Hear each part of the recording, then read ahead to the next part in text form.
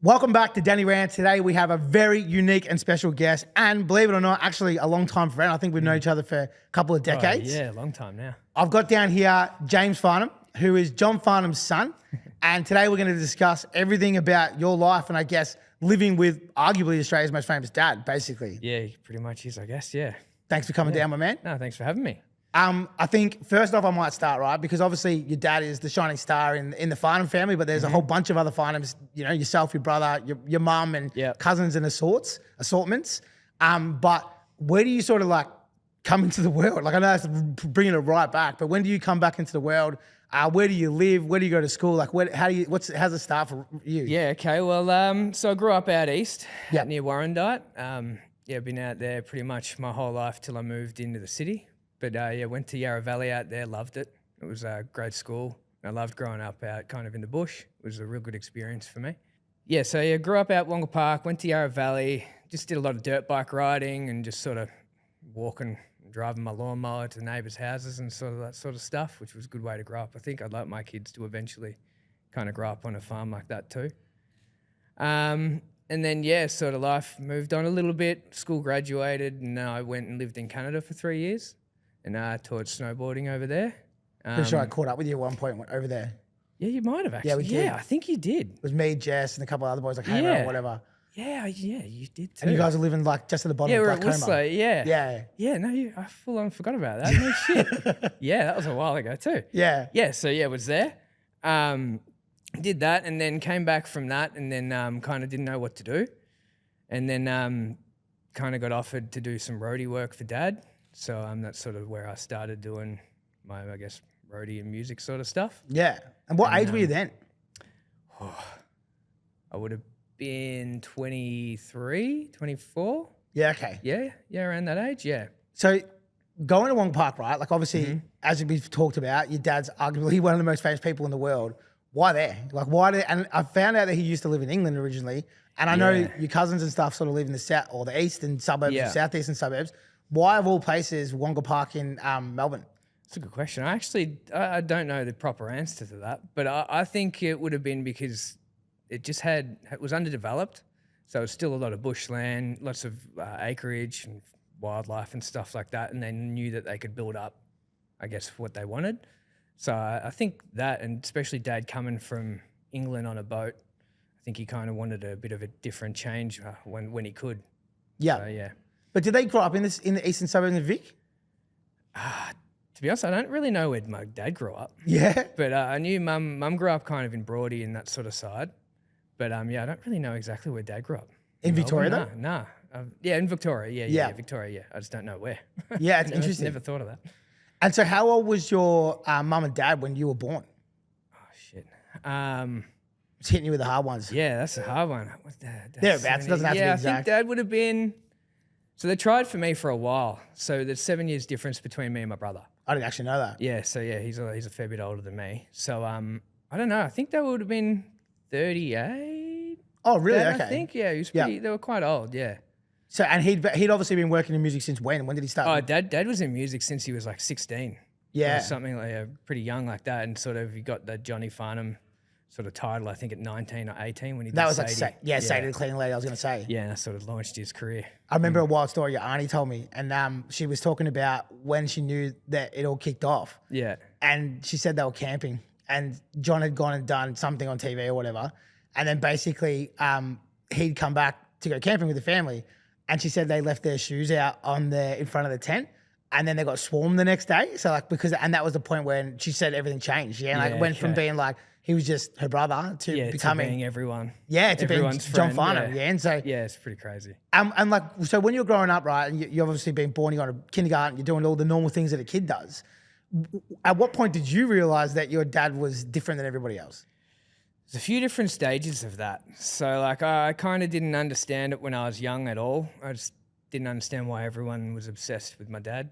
Like it didn't make sense to me. Well, how did you know they were obsessed with your dad, even as a kid? Because everywhere you'd go, especially in Australia, people would flock to him, especially when we were younger and he was at his height. Everyone, no matter where you went, knew. And when you say height though, like your dad, he's sort of been there 50 years. Oh, he's been there forever. But Yeah. I'm talking like, massive when he was doing, the chain reaction stuff and still like doing massive long tours. But yeah, you couldn't go outside without someone coming up and saying hello or something. Yeah. And So as a it kid, how did you like take that in? Like, how did you? It was difficult sometimes. It has its ups and downs, obviously. Like, sometimes it was great because you could get into places like airports. It was the best thing at airports because you just skip the lines everywhere or get a little cart somewhere. So I don't even know it's a thing. How does that work? Do you have like your own little? Then they just take you through a shorter line or like the disabled area or something like that, just around the corner. So who does that? The actual airline? security. Yeah, wow. Security or the airlines would organise it or stuff like that. So yeah, that was. So I'm sure you don't know this, but like how, or maybe you do. Like I know you travel around the world with your old man. Yeah. But how does it work? Did someone call, like a manager call the security and go, Oh, hey? no. So when I worked for him, it was part of my job was to meet him at the airport and guide him through that sort of stuff. So most of the airports would kind of know that he's coming because he'd fly first class. And a lot of places now have the first class entrance. So he'd just get dropped off of there and then they've kind of got their own little entrance there now. So they just kind of push him through that and then escort him to the gate. And do you still have to go through normal customs? Yeah, you'd still go through normal customs, but sometimes they'd take us to the side of it. It's just like where they do the search or something and just push us through there. Yeah, wow. Or So like- going back on that, which I've already gone like fucking digressed off, but you said there was a couple of points. Like, so when you were growing up, you'd leave the house yeah. and people would take photos and stuff and you sort of quickly realized, like you didn't understand. Yeah, so like when I was younger, I didn't really understand what the big, I guess, infatuation with my dad was. Like to me, he was just my dad, but everyone wanted to be around him and talk to him and be involved. So I couldn't really understand that. And then once I kind of got older, probably in my teens, I started realizing, his fame and people loved him and with that obsessed with him that they'd drive down from Queensland and after God spoke to them and come to our door. Oh, really? Yeah, we had some weird stuff. But so that was kind of like confronting, realizing that part. And then once I worked for him, that was like a whole nother level. Like I always loved and appreciated what he did. But once working for him as like an actual worker and not his son, my appreciation for what he did and who he was so much more. Yeah, that's cool. It was amazing to watch him walk out night after night and make 10,000 people smile instantly without him even saying anything yet. It was just really weird, but it was awesome. Yeah, that's so cool, man. eh? It was so weird, but so awesome. So going back on the sort of stuff, you're a child, everyone wants the attention of your dad. What was that like for you? Like I know you said there was ups and downs, but how was that? I guess it's almost impossible for you to compare, right? Because you didn't live a normal I childhood. don't know different. Yeah, I don't know any different. But like you were saying earlier, going out for dinners and that in Melbourne and Australia was kind of hard because everyone would always want to come and say hello, and Dad knows that's part of his job is greeting and talking to fans. That he wouldn't be where he is if he wasn't for them. But so to me, it was annoying at times because I was just like I want to have dinner and hang out with my dad.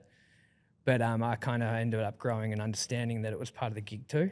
So I'm guessing it would have been relentless though. Like it's not like I know just from being around artists and stuff my whole life, these people don't just kind of come in and some people don't have any personal boundaries, right? Yeah, there definitely are the ones that don't care about anyone else but themselves. And like push their way to get involved and stuff. Like actually my mum has got a good story about that. Before I was even born, they were out at a bar one night and this lady just decided to cut in front of mum and dad and put her back to mum and said to dad, if you want to get horny for your wife later, there's a strip club down the street if you want to come.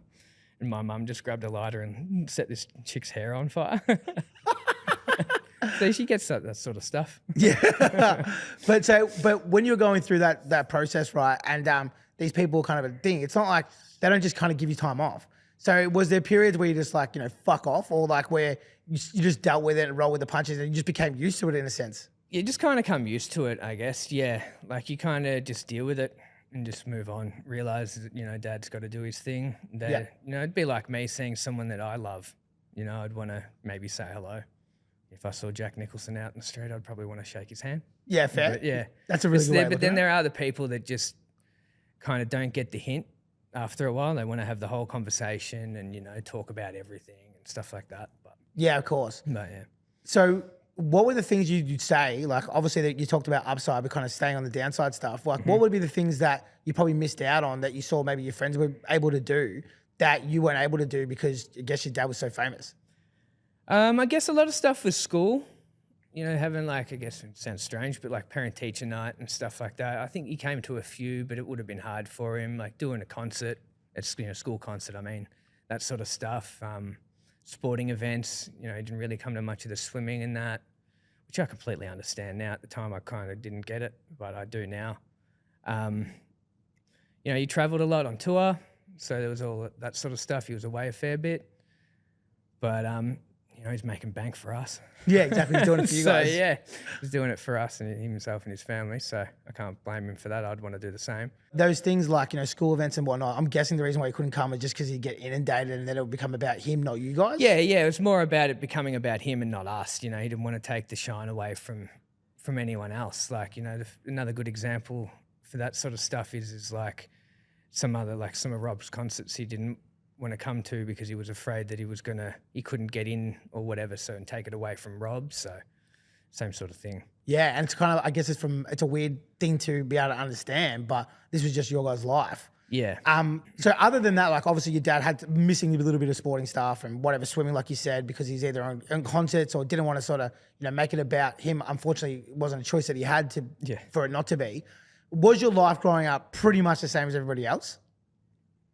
Well, I guess not. No. I would say no to that. Well, because I got to meet and do a lot of interesting things that a lot of people wouldn't get to do. Like, I got to meet Celine Dion and hang out with Olivia Newton-John and Brian May. Like, I never thought in my life I'd be in the same room as that guy, let alone see him on stage. So, yeah, I think it would be quite different for some people, yeah. And did you do like a full school year? Like this is like, I'm getting real intricate in it, but I guess I'm interested. Did it what, sorry? Did you just do like a normal school year or were you traveling a lot too? Oh, yeah, no, I did a lot of normal school years, yeah. Mum and Dad were very adamant about that, trying to stay in school, yeah. There were times that they took us out on holidays and stuff, but yeah, always had to catch up. Yeah, and just hanging out with normal families and doing normal kid shit, jumping bikes. Yeah, jumping in the pools and going swim, seeing my cousin, hanging out with all of them, doing a lot of family stuff, yeah. Yeah, it's interesting. Like knowing your family, one thing I'll say is that you're all, not even just you guys, but like all the whole network, you're so fucking tight. And I think it's probably because of the way you've had to, cater and change the way you've lived. Because of your dad, it almost brought you guys together closer, sort of. Well, yeah, it's kind of strange. You grow up trying to weed out, I guess, who's fake and who's not, and who's your real friend and who's not. That took a long time to kind of figure out. So with that happening, you kind of, you become very close, bonded with the people that you're family with. So yeah, that's an interesting thing. I wouldn't have thought about that, but like you would, right? So even as a kid growing up, like you'd have people who would come in with like not necessarily good intentions or fake intentions. You get a lot of fake intentions. People just want stuff from you or whatever they can get from you just because of your last name and stuff like that. Some people are strange. How have you navigated that? Just growing up, really sort of trying to pick who I talk to, what I talk about. Like I don't really ever talk about my family. This is why it's all new to me doing this sort of stuff. Yeah, for sure. I don't really ever talk about this stuff much at all. So, it's just, sometimes I'd even hide my last name from stuff because I didn't know how I was going to get treated or whatever like that. So it's just, you kind of just go with how you're feeling in your gut. Yeah, for sure. Yeah, that's a weird one. Like, it's not something I would have thought about, but like that would be. Yeah, like, it's strange. When I was younger, I'd get calls from friends saying, don't come to this party. There's people here that want to bash you or something. And I was like, I don't understand. Just because of my last name, they wanted to. It's like, why?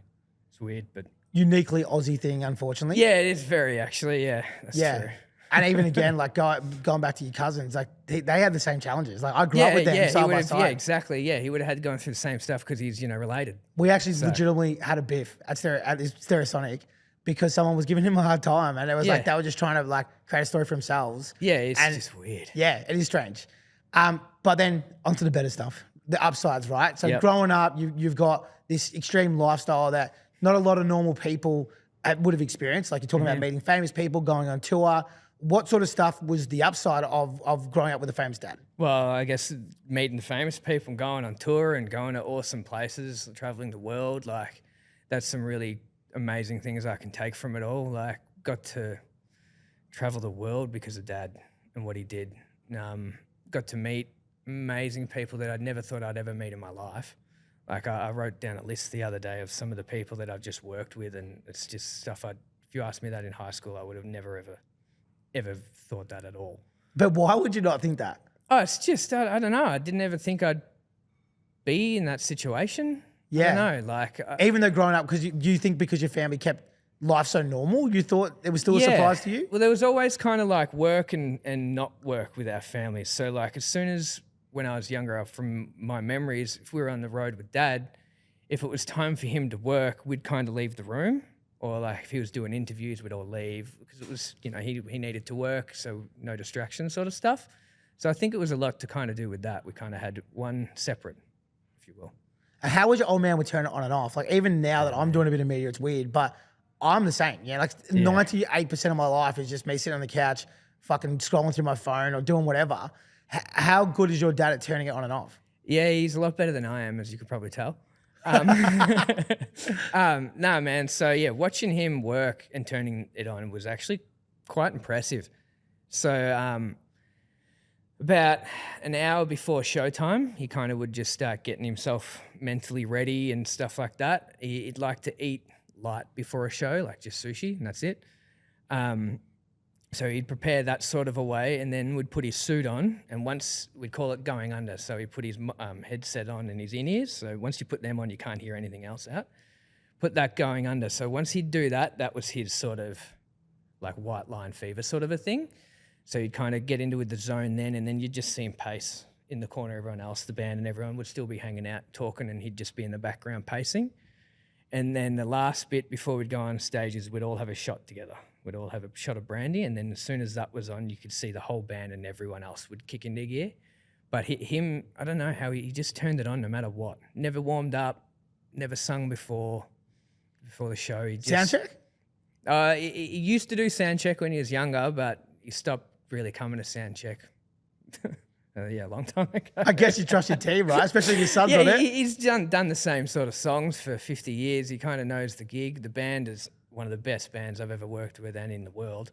So they know exactly what they're doing. So he just, I don't know. They always said, though, he never warmed up before a show. So even his vocals? No, this is one thing I'm talking about. His vocals. Never warmed up his vocals at all. Would walk out there straight. It's raw dogged it. Yeah, literally, yeah. Raw dogged it. It was crazy. I don't know how he did it. Yeah, so winding back there, you know, you're in high school and then now you're an adult and you're meeting all these people. Who are some of these people that you couldn't believe that you were going to meet? Well, meeting Brian May, that was, well, I kind of met him. I was in the same room as him, but seeing him, that was pretty cool. Like, he's, you know, guitarist for Queen and he's a rocket engineer or something, which is pretty impressive. So he was cool. Meeting Celine, that was pretty funny, actually. She walked in and, like, kicked her leg to the roof straight away when she saw Dad. So I was like, whoa. But, yeah, that was cool. Richard Marks, he's a real nice guy. He was cool. Very, very, mum and dad have lunch with him, or used to have lunch with him a lot. Obviously, Jimmy Barnes and John Stevens and James Rain and that, they're all great people. Done a lot of shows and worked with them. Olivia Newton-John? Yeah, Olivia. I'm trying to think of my notepad. Olivia Newton-John, did a lot of shows with her. She was amazing. She was the nicest soul, like so sweet and kind. Such a nice woman. They were very fun to work with together. They were all very playful. Yeah? Yeah, they were So quite funny. when you were like in your normal life and then you had sort of your on-road work life with Dad, I guess, did you still see these people or was it more so when you were working you'd see all these different characters like, you know, on these massive Olivia Newton-John, Jimmy Barnes or whatever, or were they sort of in your normal life too? I'd see them more when I'm working. Dad would speak to them on the phone and my mum and that. Like my mum gets voice video messages from Chris Martin from Coldplay. What? It's just funny. And Tom Jones, which is quite funny, you know, checking in on Dad and stuff like that. So every now and then we get told, which is quite funny to hear. But yeah, most of my interactions are at work. Yeah, with them. Did you have a favourite that you've met? I don't think so. They're all different.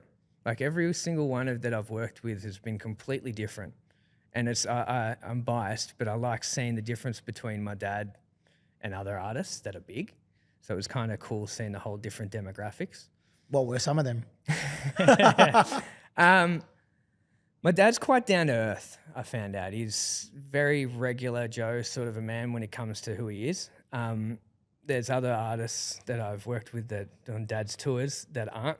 Like some of the things being, you know, if you see them in the hall, you can't look at them. You got to look down and turn away and stuff like that. It's just some people are very different about Yeah, it. for sure. Yeah. And I get it, like, because they've got their own little procedures and warm-ups and stuff. I but- get that too, but everyone's a person. Yeah, totally. Treat someone else. I met your dad else. through multiple functions from weddings to 21st or whatever, and I'd agree. It's Yeah. like if you didn't know who he was, you would just think he was Uncle Yeah, John. it's just, some Joe Blow, yeah. Yeah, but I do remember we were always like, just refer to him as John. His name's like John Farnham. Yeah. Like that was one of the things we used to get told. Yeah.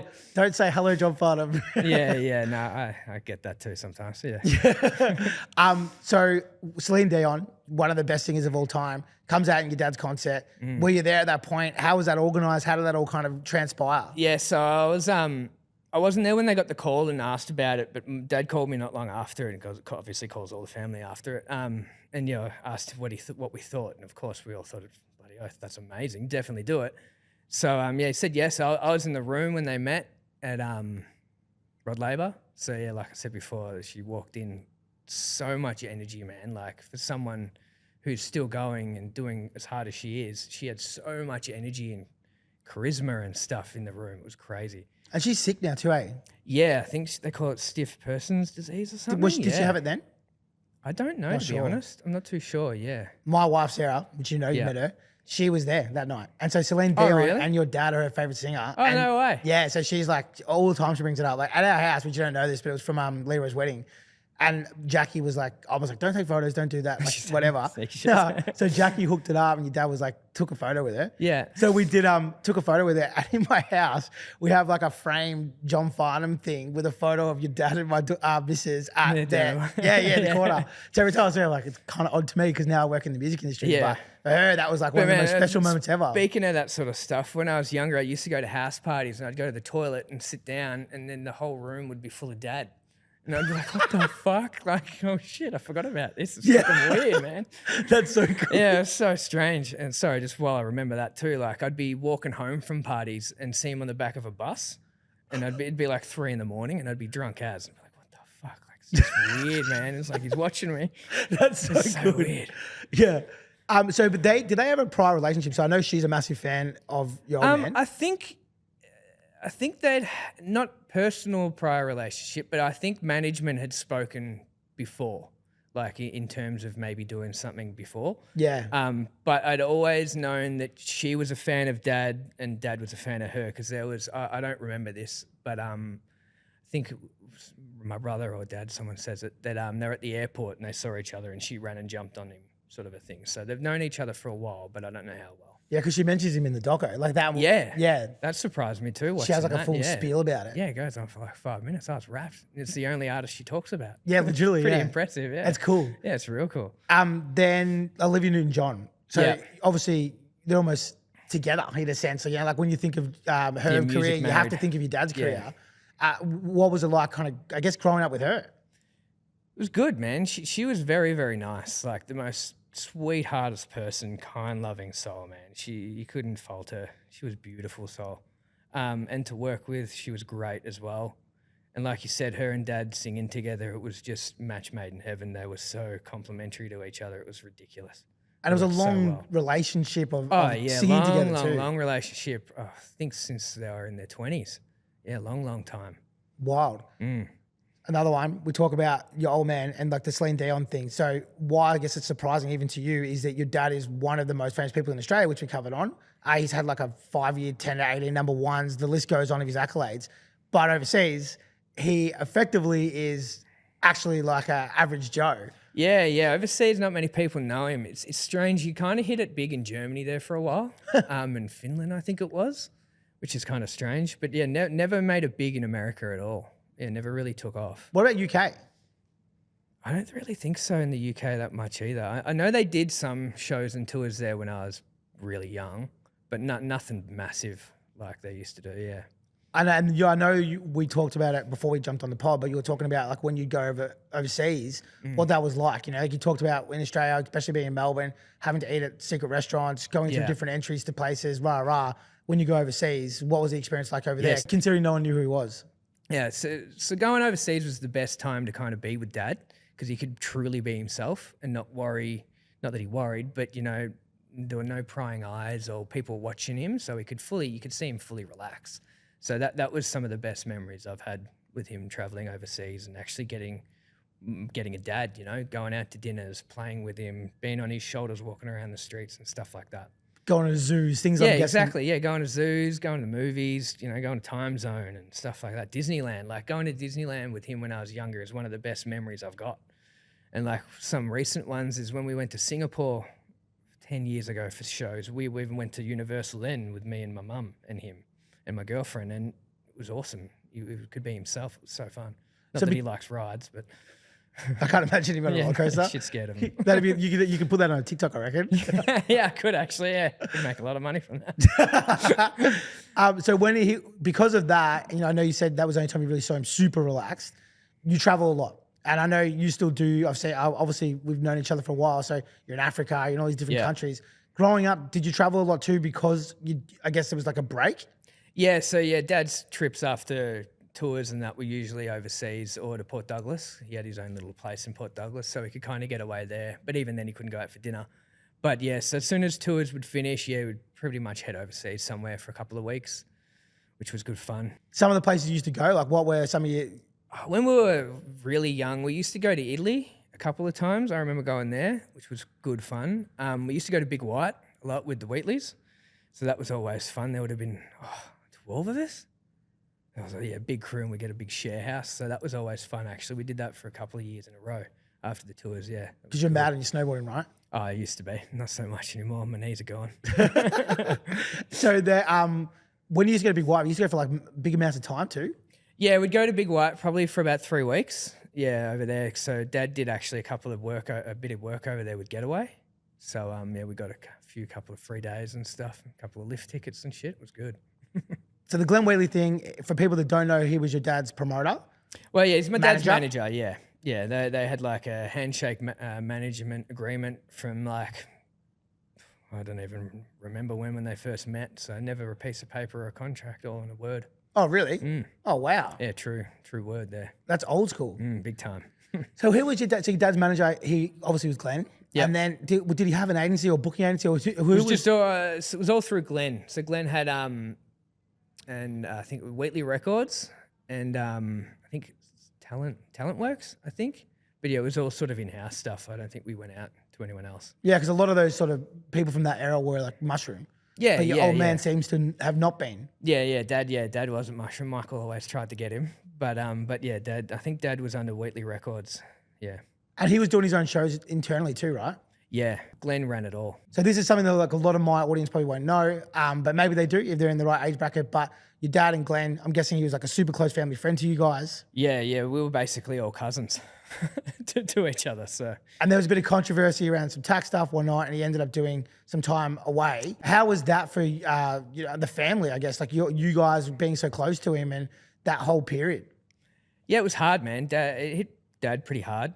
Like that sort of sucked for everyone, I guess, really. Everyone just sort of stepped back and put everything on hold for a bit. Dad didn't want to tour without Glenn because Dad's a man of his word and won't go on without him, which is what he did. So, so we just kind of put everything on hold and just supported the Wheatleys as best we could. I love that. So, yeah. And then when he came back out, they went and tour again, didn't they? Yeah. We got Glenn. Well, Glenn got out, and they both went out straight on the road. Yeah, not long after. Glenn would have been in jail planning it, I'm sure. So they still worked together for years and years afterwards. Oh yeah, they worked up until Glenn passed away. Yeah, and I guarantee if Glenn was still alive today, he would have been forcing Dad out after his sickness for sure. So those other things you said before, you were talking about Getaway, right? You're talking about how you guys got free lift passes and stuff. What were some other cool kind of like bonus things or like extra things that you kind of got because your old man was famous? Oh shit. Okay. I've actually never thought of that. I don't really think there's too much, to be honest. It would have just been getting into restaurants, like that sort of stuff. Skipping the line sort of. Man, I'll tell you that. With coppers, I always get off with cops, which is amazing. Thank you. Thanks, Dad. That's been really helpful. that's kind of it, really. Though, yeah. Dad doesn't really like handouts that much. He will do things for free, but he doesn't really like taking stuff for free. Yeah. Yeah. So people would use the term maybe like in the shadow. I know you work in music now, or have, and your brother works in music. He's in bands. Yeah. Has that been a hindrance, or has that been like an upside, having a dad in the industry who's at, like, I guess at the top of the game? Yeah. Okay. Well, from my point of view, working in the industry at the start, well, especially because I started kind of working for Dad's crew. So I started without me knowing. I started right at the top of everything. But that took me about 2 years to kind of be accepted by the band and crew, to really be accepted, and then realize I'm not going to run to Daddy and, you know, I got told off for this or whatever. And they were always worried to tell me that I'm doing something wrong. So that took a while to sort of get through after I had the meeting with him and said, you know, you got to tell me if I'm only going to learn if you're telling me I'm doing things wrong, otherwise it's never going to change. So after that sort of happened, it was a lot easier. And then from doing that and just working hard and, you know, not calling in sick and being hungover all the time or whatever, it sort of cemented my my place, I guess. And then that sort of, you know, word of mouth kind of goes through the industries and sectors. So that sort of kind of went around that I was doing my job and I'm not just there on a free ride with Daddy's name. It's an interesting one because in the music industry, you're right, like you might get a go, but you have to earn it. Yeah, and it doesn't matter. You get one shot, and if you fuck it, you're fucked. And that's the thing. It doesn't matter who the fuck your dad is. Like someone comes to me and goes, whoever they are, like, is he good? Nah. Well, I'm going to say no. Yeah, because you don't have enough time to muck around. But it's an interesting one because you're right. Like, yeah, you might get your foot in the door because you might have to know someone, but it doesn't matter what it is. It can being a singer, being a roadie, being, you know, a club owner, whatever it is. It's like you have to earn it in this industry because like results are more better. Man, you got so many other people relying on you than just that one person. So you're better off getting rid of them if they fuck up than dealing with all the other bullshit. Yeah. Yeah. And so your brother is in bands, Rob? Yeah. My brother's a singer in Rival Fire, his band. Yeah. Obviously, I don't know his experience because I'm not a singer, and I don't know how people can be out in the middle of a stage. It scares the shit out of me, honestly. But I'd imagine for him it would have been hard to want to be a singer in Dad's footsteps. Without a doubt, that would have been hard. You know, he's done very well to do it on his own. He's done it pretty much all by himself. So I'll give him commends for that. Like it's very hard, and he's still going. Like hasn't given up once. So, and then you got other people. Like, is music in the family? I can't play an instrument for shit. I really wish I could. My brother can play guitar and he can sing. Like I can sing in the shower and at home, but that's about it. Yeah. My mum can't play a fucking anything. Yeah, but I remember going to like again family functions with you guys, and your old man would be singing, and you had your uncle playing guitar, and the boys would be rapping, whatever, and like. That is not maybe normal for you, but I remember being like, what the fuck, yeah? And so, no, actually, I've heard a lot of people aren't really used to that sort of a thing. But yeah, you're right, extended family gigs, well, gigs, I guess, but events, yeah, there was always some hoedown going on. Yeah, our cousins on the guitar and my other cousins singing, and then my great uncle playing a keyboard with his whiskey in his hand and on his harmonica and shit. Yeah, it was always tunes going on. You're right. Probably normal for you. I remember walking into it like it was the 21st or whatever. And what was your uncle's name again? Alan. Yeah, I was at their house, Alan and Jeannie, yeah. And then that was going on, and I'm like, what the fuck? They loved it, man. That was the Alan and Jeannie's thing. They loved getting all the family from around Australia and get them there, get everyone a bit drunk, and then have a sing and a jam. Yeah, that was their main goal. Yeah, it's crazy, hey? Yeah, they loved it. Something that people might find interesting, it sort of goes back to how we actually know each other. So your cousins I went to school with, and then I grew up with them, but I was actually in a hip-hop band with both of them, Lee and Jess, and we were called Hypnotic. So that's how I met you boys throughout the time, and that's how I met you with Canna and stuff. But they were fucking super talented too, you know? Like, they had good set of lungs on them. So obviously it has to be in the family. I know Jess can sing. I don't think I've ever heard Lee sing besides drunk at a party. But I know Lee can rap. Yeah, I know he's got some fast words to rap with, that's for sure. But yeah, and my uncle was always good at, Dad's brother, my uncle. Yeah, he could sing. I don't know about Auntie Jackie. I don't think she could sing. I've never seen her sing. Yeah, no, she can. She's a lovely person, but. Yes. So Your dad now, has he officially retired or he hasn't? He's not officially retired yet? To be honest, I don't know. I don't know. I can't answer that question. Yeah, that's yeah, I don't know. I'd personally love to see him sing again, but I don't know. That's completely up to him. Totally. Yeah, and when none of us are going to force him to do anything, so he's done his hard yards. But yeah, I'd love to see it again. But yeah, we'll see. What was his last big gig he did? Firefight Festival. That was awesome gig to actually work at. Yeah, that was really, really cool. So we just finished doing all the Falls Festival shows, and then flew into that. Where was that? Was that in Sydney? I think the cricket ground there. Yeah, that was unreal to do. Pretty, because you got to obviously you fly in, fly out for that sort of stuff. So it wasn't managed or run by us. So it was kind of have to do with fly-in gear.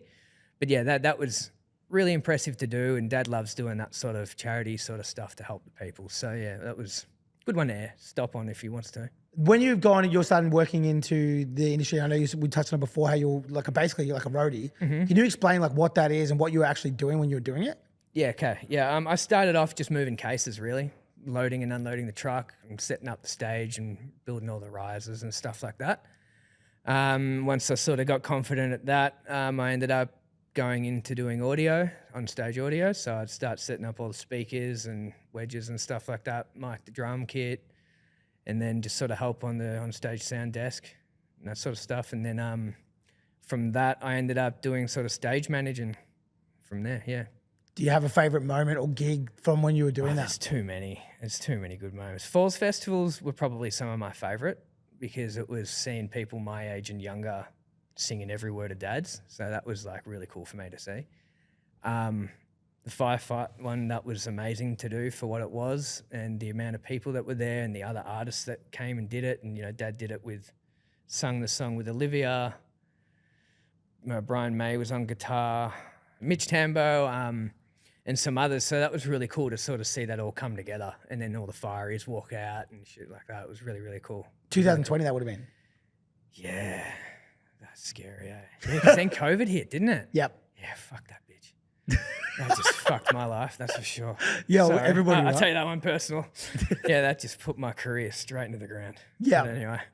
So in that period from 2020 to now, your old man's got a bit sick, which is obviously in the papers. Yeah. It's sort of come out a little bit. Like, are you happy to talk about that? Is it something? Yeah, I'll talk about that, man. Yeah, so Dad obviously got cancer, and of course he got it right in his fucking face. So yeah, that was difficult to deal with. Everyone goes through some shit and has to deal with it. But I guess the difference for us is we have to deal with it with everyone. So that was kind of hard. Growing up, you'd think you're kind of prepared to maybe deal with that. But when it happens, you're not.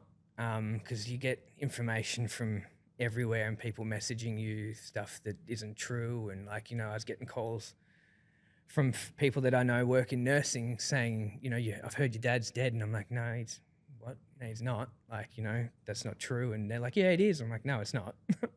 So it was weird, but yeah, it had its perks in a way because, he had the best treatment because he could afford it and all of that sort of stuff. So yeah, it was definitely a difficult time though.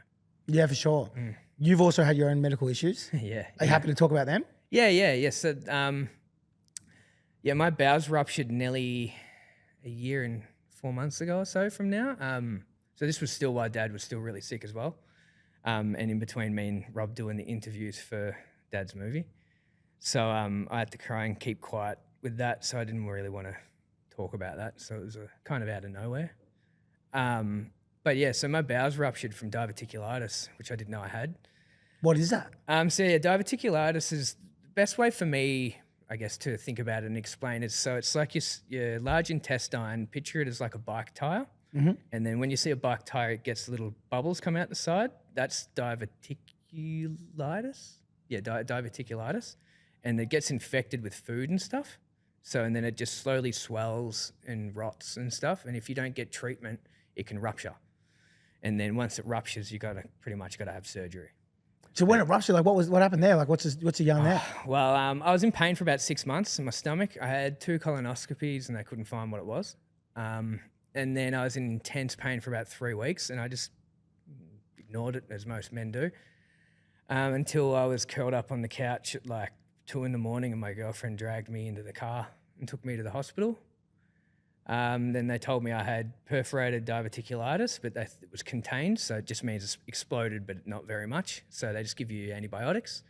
So I was in emergency for 3 days, and then I got changed to a ward. And then I can remember the moment of burst. It was in the middle of the night, and I needed a shit. So am I allowed to swear? I don't know. Yeah, you can swear. You can swear your head off, I man. can swear my head off now. Needed a shit. So I went to the toilet and I pushed a little bit and I just felt it pop, sort of like just pop instantly in my stomach. It was just like because you can't really feel it, your intestines and stuff, but I just felt like this pinch sort of pain, and then I just instantly went full cold, sweating hot. And then, dung the bell, called the nurse, and then she obviously settled me down sort of a thing. And then in the morning on Sunday, I had the surgeon walk in free dress, and I was like, oh, okay, sort of what's this? But I felt amazing because I was dying. I didn't know, so I was full of these dying endorphins. And then he told me to sit down and then told me I was going straight into surgery. And 3 or 4 hours later, I woke up with a colostomy bag. So it was a whole new world for me, that's for sure. And what year was that? During COVID, was it? Nah, this was last year. Oh, really? That close? Yeah. 2 months ago. Well, not 2 months ago. From now, it was 2 months ago, yeah. How's that been dealing with the new you, I guess? It was a lot to deal with, man. I had a lot of body issues with my mentally, like looking at myself and stuff like that. It was a whole different lifestyle change. Like I was in hospital for nearly 4 weeks. So that was fucking weird, especially after seeing Dad in hospital for so long too, and then me being in it was just a head fuck for me. And then, got out. I had sepsis pretty much the whole time I was in hospital because when it explodes, shit's all through your organs and everywhere. So they call it a dirty procedure. Mm-hmm. So they clean you out. But you're just infected for ages. So the wound took nearly 8 weeks to heal and stuff like that. And then I've just literally sitting here, I've got my intestine sticking out of my stomach. Yeah. And that's like for everything, obviously. Yeah. All my shit comes out of that. So, yeah. But I'm alive. That's the main thing. And I wish I had known about this sort of stuff because I could have prevented it. For sure. So that's what's good to talk about, like weird kind of stuff. Exactly, Especially when it comes to dudes, like I know you said, like any male. Like I'm the same, man. I've got to be full-blown dying to go to the doctor. Yeah, it's messed up that we think like that. But I still do it. It's fucked. It's messed up. So did that happen during your dad going through what?